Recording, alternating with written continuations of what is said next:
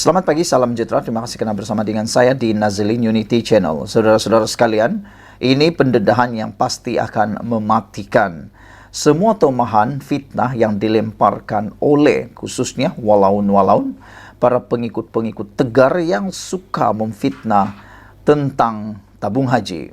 Walaupun sudah diputuskan oleh mahkamah tentang hal ini dan di mana pemimpin tersebut telah memenangi kes saman tersebut, namun masih lagi bertebaran fitnah yang menyatakan kononnya aset di tabung haji telah dijual kepada orang yang bukan beragama Islam.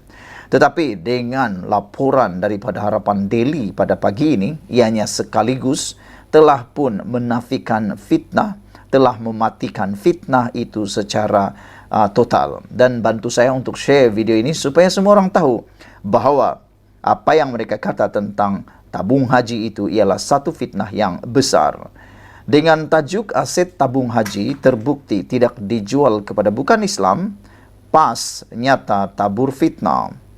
Aset tabung haji yang berjumlah kira-kira 19,9 bilion ringgit yang dipindahkan kepada syarikat bertujuan khas SPV pada tahun 2018 ketika di bawah bekas Menteri Kewangan Lim Guan Eng terbukti masih ada. Pemulangan semula aset tabung haji seperti diumum Perdana Menteri Datuk Seri Anwar Ibrahim merangkap Menteri Kewangan juga. Bukti tuduhan PAS kononnya aset tabung haji yang diletakkan dipindahkan kepada SPV sudah diserahkan kepada pemilikan bukan Islam adalah tidak benar sama sekali.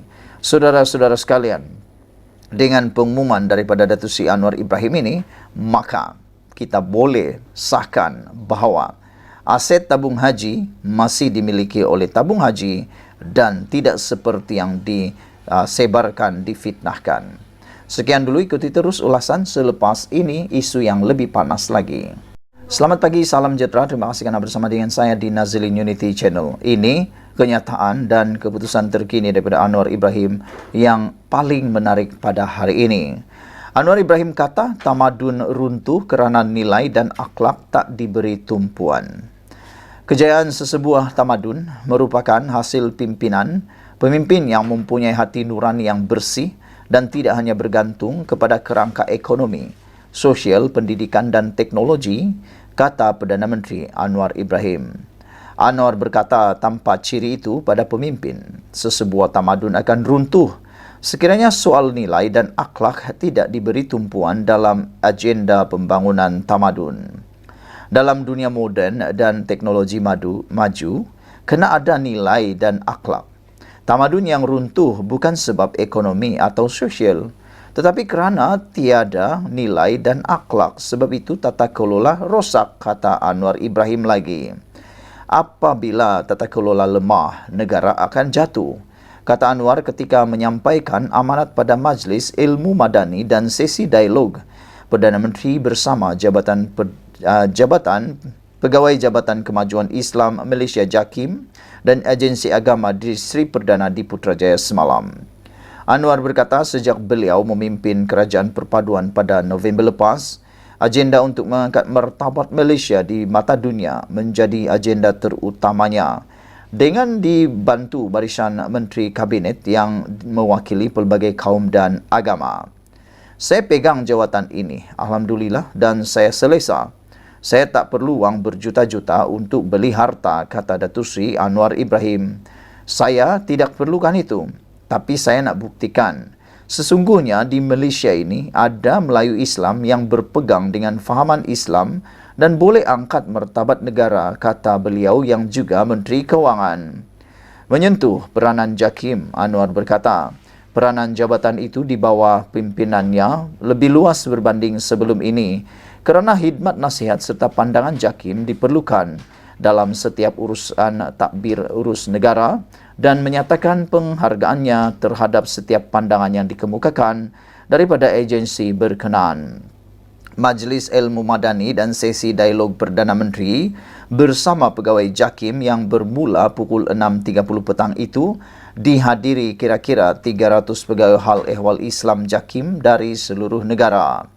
Hadirin turut bersolat maghrib berjemaah yang diimamkan oleh Imam Masjid Sultan Mizan Zainal Abidin Zulkifli Adimun, disusuli dengan bacaan doa dan tausiah atau nasihat yang disampaikan oleh Mufti Wilayah Persekutuan Datuk Profesor Madya Dr. Lukman Abdullah, dan kemudiannya mereka menunaikan solat isyak secara berjemaah.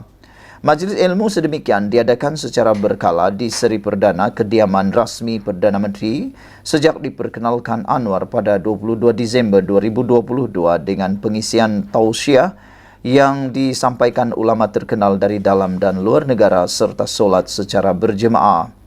Antara ulama yang pernah menyampaikan ceramah di majlis berkenan ialah Imam Besar Masjid Al-Aqsa Sheikh Dr. Ekrima Sabri, ulama dari United Kingdom Sheikh Ahmed Muhammad Saad Al-Maliki Al-Azhari Al-Hassani, dan ulama dari Gambia Sheikh Muhammad Haidara Al-Jilani. Sekian dulu untuk kali ini. Jangan lupa tinggalkan komen anda. Sila tekan butang subscribe.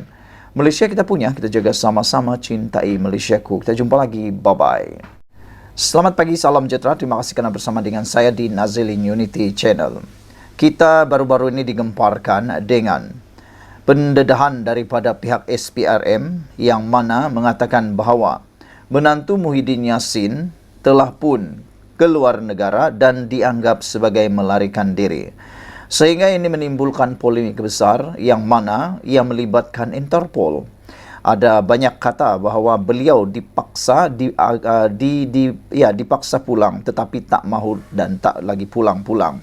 Walaupun menantu Muhyiddin sudah menafikan dan menyatakan bahawa beliau bukan melarikan diri, tetapi beliau melaksanakan tugasan di sana dan akan pulang bila tiba waktunya. Namun SPRM mengklasifikasikannya sebagai melarikan diri kerana tak pulang apabila dikehendaki. Dan menantu Muhyiddin kata dia akan pulang kalau dia tidak didakwa dan tidak ada penyalahgunaan keadilan, kata beliau lagi.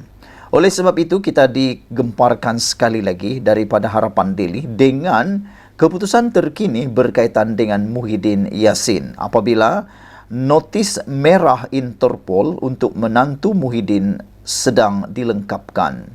Makna kata, memang sah kalau notis merah Interpol ini telah selesai diisi, maka Interpol ataupun polis antarabangsa boleh menangkap menantu Muhyiddin ini pada bila-bila masa jika mereka temui kalau notis Interpol, merah Interpol ini telah pun selesai dilengkapkan.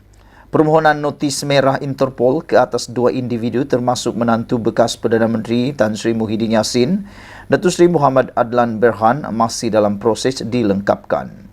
Timbalan Ketua Polis Negara Datuk Seri Ayub Khan Maidin Pece berkata, terdapat beberapa isu teknikal yang kini masih dalam proses dikemaskini SPRM.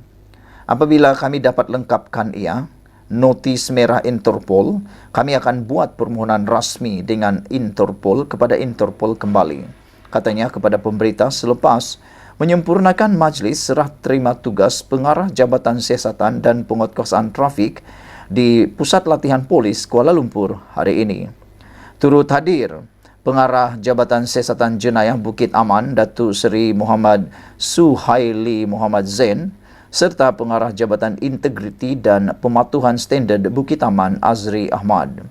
Bulan lepas, Ketua Pesuruh Jaya SPRM Tan Sri Azam Baki memberitahu media bahawa Muhammad Adlan 48 tahun dan Mansur Saad 69 tahun dikehendaki tampil ke SPRM bagi tujuan pendakwaan kes rasuah dan penyelewengan berhubungan projek berkaitan pendaftaran, pengambilan serta penyimpanan biometrik pekerja asing di sebuah kementerian. Sebelum ini, hasil semakan dengan Jabatan Immigration mendapati kedua-dua individu terbabit meninggalkan Malaysia masing-masing pada 17 dan 21 Mei lepas dan tiada rekod masuk kembali ke negara ini. Mengulas lanjut mengenai siasatan berhubung dakwaan ahli Parlimen Ipoh Timur Hwad Lee Chuan Ho menghina agama Islam dengan mentafsir sendiri ayat Al-Quran, Ayub Khan berkata, 2 laporan polis telah diterima berhubung kes itu. Lee telah selesai diambil keterangan di Ibu Pejabat Polis Kontijen Perak pada Selasa lepas dan kes itu disiasat di bawah Seksyen 505 dalam kurungan C, Kanun Keseksaan serta Seksyen 233 Akta Komunikasi dan Multimedia 1998, katanya lagi. Sebelum ini, Lee memohon maaf secara terbuka atas tindakannya memetik ayat Al-Quran dalam satu video di laman media sosialnya baru-baru ini dan menjelaskan bahawa dia sama sekali tidak berniat menyentuh sensitiviti masyarakat Islam. Mengenai perkembangan siasatan dakwaan, kes gangguan seksual dan fitnah membabitkan pendakwa bebas serta pempengaruh media sosial De Mondi Tato, Ayub Khan berkata setakat ini 10 individu telah selesai memberi keterangan dan beberapa individu lagi akan dipanggil. Sekian dulu untuk kali ini. Jangan lupa tinggalkan komen anda, sila tekan butang subscribe. Malaysia kita punya, kita jaga sama-sama, cintai Malaysiaku. Bye-bye.